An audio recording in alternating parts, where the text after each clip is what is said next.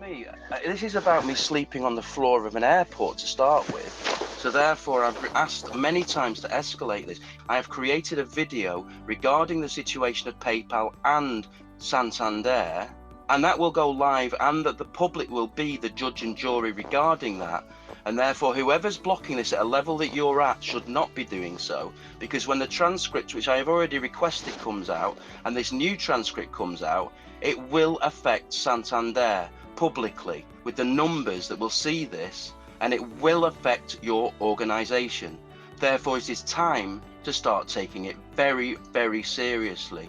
Do you understand? Okay, so with regards to this complaint, obviously we take on board what you're saying. I don't care. You are not senior enough to be even having this conversation.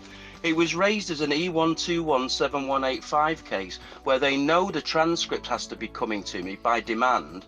Has the transcript begun? Has the transcript been issued? Okay, well, that's it.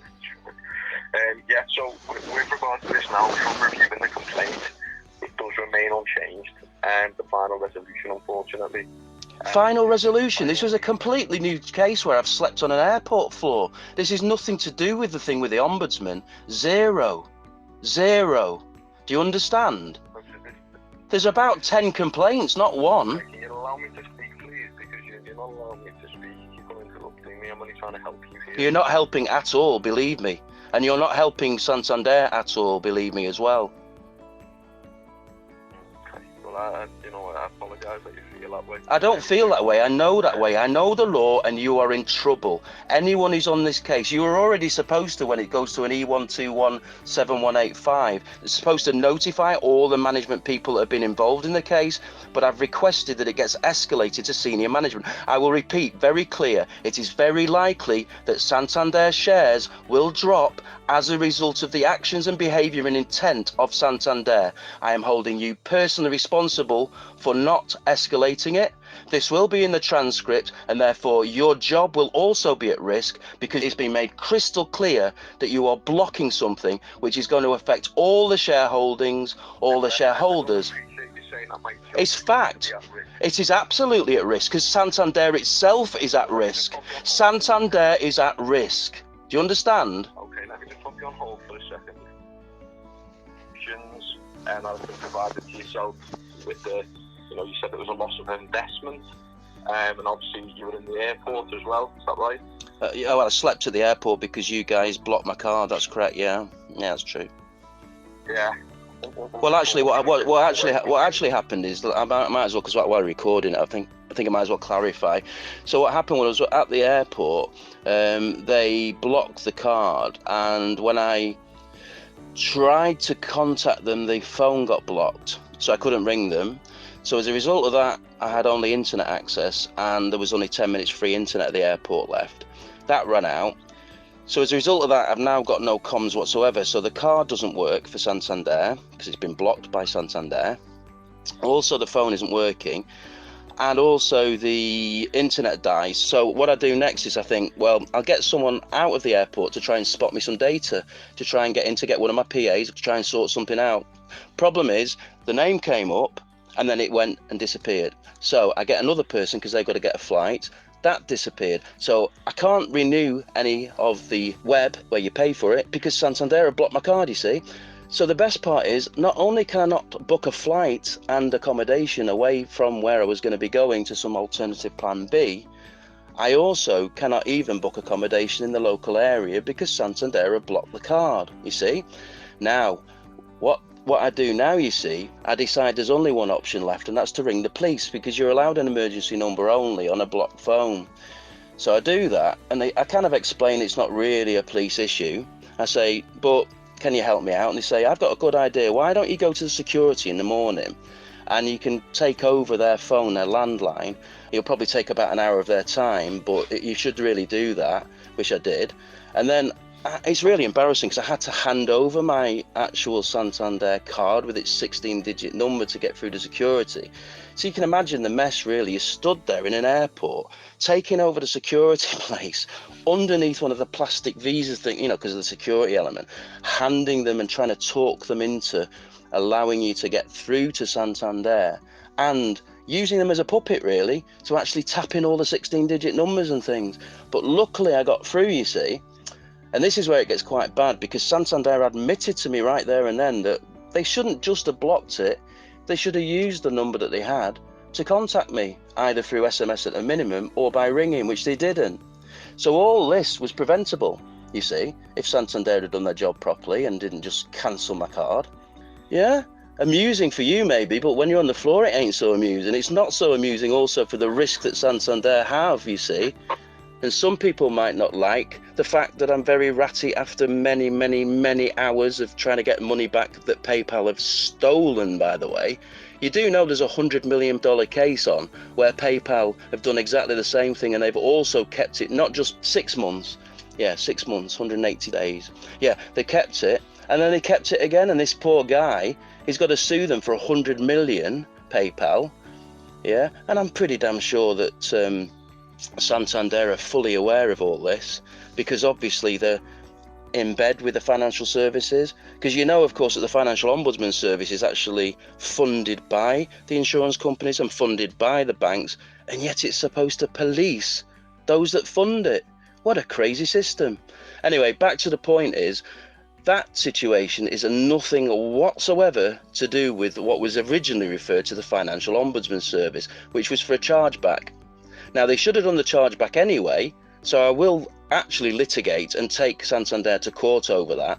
But even if it's found that they were entitled not to give a chargeback, which is absolutely ruthless, but even if they're found, when I've paid out money A, B, C, D, E, got no service, simple chargeback, money back please, but even if for some bizarre, strange reason it's found in favour of Santander, this is a fraud case, because after the 6 months, 180 days, that's a new case because they didn't refund it then.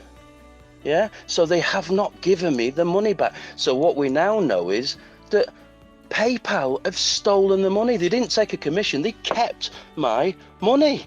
It's absolutely 100% pure insane. Yeah, and this is nothing to do with the Financial Ombudsman case. This is a completely separate case. And the fact that they've also blocked my card at Santander, and the fact that I'm asking for chargebacks on flight A and flight B, are nothing to do with that original case. They're all separate complaints, including the complaint about how things are handled. And he's sort of going back to this original complaint and saying I'm satisfied with it. It's absolutely ludicrous, isn't it? You can see like the Fed. You say? What did you say, sorry? I said that really this. I don't know what level are you at. What's your?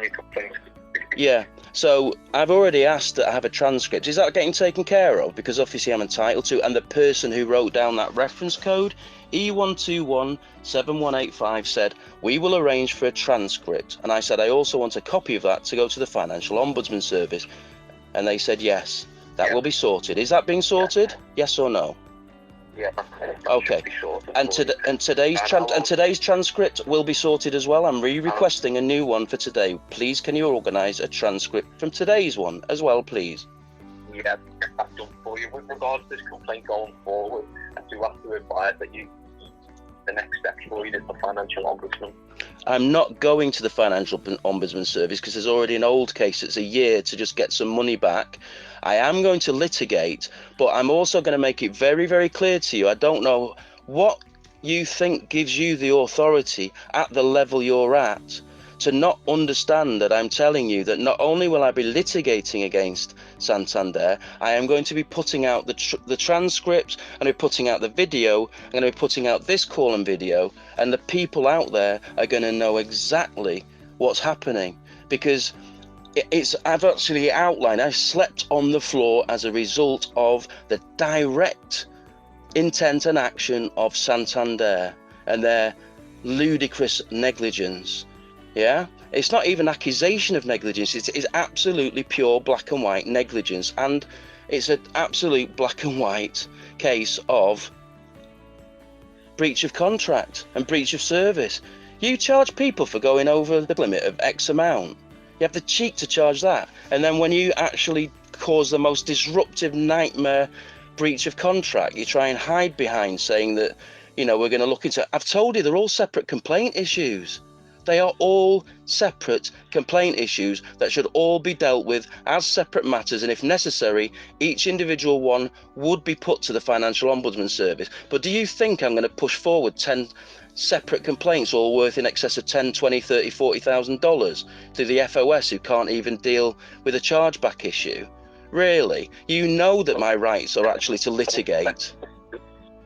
We've reviewed this. All the concerns that well, you haven't reviewed it very well. You haven't reviewed it very well, because the public are going to review it, and the public are going to know that I slept on the airport floor. The public are going to know that you didn't inform me that you're going to block the card. The public are going to know that you've had 5 payments or whatever where they were paid to PayPal and they've stolen them months later, and you've not even reimbursed me. Even if it's a case where they've been stolen by other parties, you need to hold your hand up and just goddamn well compensate now. It's that simple. I don't care what your opinions are, what you think, what your moral compass says. It's time for Santander to escalate it and pay a lot of money for this case.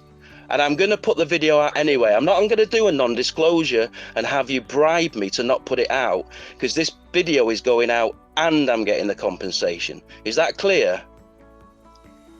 Okay, so we won't be compensating. Oh, you will be. You will be. It'll be through the courts, but you will be. Trust me. You will be. Okay. Trust me. Okay, well, the next step. No, there is no next step. Why have I not been called when I asked for a phone call from a senior manager, E1217185? Why did I not receive a phone call? Why? I have got a mortgage with Santander for many years, and I have had a bank account with Santander for many years. At the very least, they owe me the courtesy to respond to a request for a senior manager to call me back when I demand it, when it's a ridiculous case. It's a ridiculous case. Do you understand?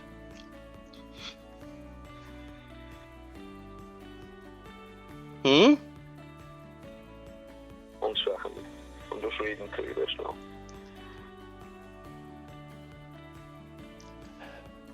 What is it you don't understand about my request to escalate this matter? I haven't done anything. But on the next steps for you now, there's no way you can escalate it. You have to approach the Financial Ombudsman. There's no one else who I can escalate it with. That is rubbish. I could have a phone call right now, and I don't have to take it that way because I have the right to litigate. Yeah? I know what you're saying, but there's no further information that we can give you, and no further resolution. So that is the final. That is the. But it's a separate. You're not listening to me. There's separate inquiries. There's separate complaints. They are separate complaints. You're saying that you have to go to the Ombudsman Service. What about 10 separate complaints? It's just a separate complaint. They are separate matters. Okay, if you're not going to allow me to speak, then we can't proceed with the telephone call, because I'm trying to help you. And you keep on interrupting me. I'm only here to help you. Oh, are you really? Are you really? Honestly, it doesn't feel like that, does it really? Okay, well, I apologise that you feel that way, but that is... I feel that way. I'll tell you what, when this goes out and there's 1 million people, should we do a vote and see how many feel that way as well? And I'll tell you what, I will eat my hat if less than 90% agree. How does that sound? Okay, well, I can't give you that information. I don't know what to say to you with regards to what you've just said, but I am only trying to help you. That is my intention. But unfortunately, there's nothing else. When I ask for you to escalate, why are you blocking me? When I ask you to, what level are you? Are you a manager? I don't think so. You're certainly not a senior manager. So when I am asking you to escalate, what gives you the right to block me from my request to escalate? Let's start with that. Why are you not allowing me to escalate? Huh? Okay, so the escalator is with the Financial Ombudsman. That's all you can do now going forward. No, it isn't the only thing I can do. I can litigate against you. I don't even have to go to the Financial Ombudsman Service. How ridiculous. So, with regards to this now, all the information is on file for your complaints. You know, everything that we've discussed today is already on file for you.